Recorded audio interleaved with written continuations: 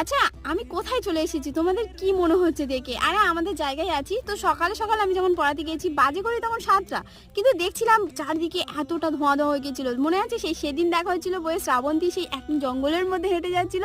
পুরো সেরকম একটা ফিলিংস আসছিল। ওরকম একটা মিউজিক চালিয়ে দিলে মনে হবে আমি শ্রাবন্তী আর হেঁটে হেঁটে যাচ্ছি দেবের খোঁজে। অ্যাকচুয়ালি ঘটনাটা এরকম মনে হচ্ছিল। তোমাদের কি মনে হয় সেটা আমাকে জানিও।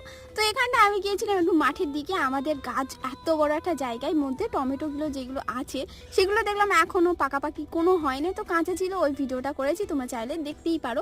আর এখানটা দেখছিলাম আমার দাদিমা মাঠে এসেছে, মানে আমাদের জমির ঠিক পাশে একটা ডোবা আছে ছোট্ট মতো, সেইখানটায় মাছগুলো ধরছিল। আর এর প্রতি আমার না ছোটবেলা থেকে ভাবতাম যে একটু ধরবো গিয়ে, কোনোদিন ওটা সময় হয়ে ওঠেনি। তো ভাবছিলাম চলো আজকে একটু বেশি ভালো লাগছিল। আর এই যে ছোট মতো একটা মাছ হয়েছে তোমাদের দেখা দিয়ে গিয়ে ফটাস করে দেখলাম আমার মাছটা চলে গিয়েছে। আর একটু আলকাটে দিয়েছিলাম আর ছোট ছোট ব্যাঙাজিগুলো দেখছিলাম, আর বেশ ভালো লাগছিল ওখানটা দাঁড়িয়ে। তোমরা এরকম কে কে করো জানো?